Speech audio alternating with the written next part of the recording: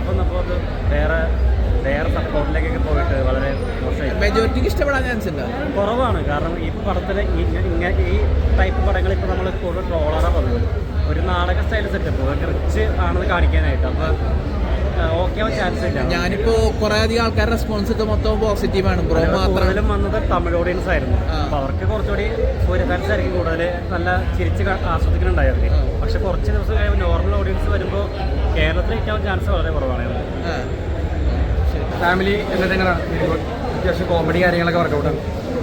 Maximum family kids എല്ലാവർക്കും ഇഷ്ടവും. Maximum എല്ലാവരും തിയേറ്റർ തന്നെയാണ്. ഇപ്പോൾ സൂര്യ എങ്ങനെ ഉണ്ടായിരുന്നു? സൂര്യ നമ്മൾ വിചാരിച്ചത് നല്ല രീതിയിലുണ്ട്. ഫാമിലി മമിത സൂര്യ കോമ്പ നന്നായിട്ട് വർക്കൗട്ട് ആയിരുന്നു. മാക്സിമം ഫാമിലി ഇപ്പം ലക്കി ഭാസ്കറിന് ശേഷം ഡയറക്റ്റ് ചെയ്ത പടമാണ്. ആ ഒരു ഇത് വർക്കൗട്ട് ആവുമെന്ന് എക്സ്പെക്ട് ചെയ്തില്ല. പക്ഷേ അടിപൊളിയായിരുന്നു. എന്താ പറയുള്ളത്? നല്ല ഫിലിം.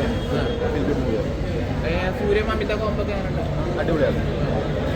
ഓണം തൂക്കുവോ? കപ്പ് സൂര്യക്കുള്ള ഷോ തന്നെ വന്ന് കണ്ടത്. നെഗറ്റീവ് കേൾക്കുന്നതിന് മുമ്പ് എന്താ സത്യാവസ്ഥ അറിയാൻ വേണ്ടിയിട്ടാണ്. നമ്മൾ എക്സ്പെക്ട് ചെയ്തത് പോലെ തന്നെ പടം സൂപ്പറാണ്. നല്ല രസമുണ്ട് കാണാനായിട്ട്. അവിടെ ആ ഒരു കെമിസ്ട്രി ഒക്കെ നന്നായിട്ട് വർക്കൗട്ട് ആയിട്ടുണ്ട് മൂവിയിൽ. നല്ല രസമുണ്ട്. എല്ലാവർക്കും ആ ഫാമിലി ആയിട്ട് നമുക്ക് വന്നിരുന്ന് കാണാൻ പറ്റും. കപ്പിളായിട്ട് വന്നിരുന്ന് കാണാൻ പറ്റും. നല്ല അടിപൊളി മൂവിയാണ്. എങ്ങനെയുണ്ടായിരുന്നു?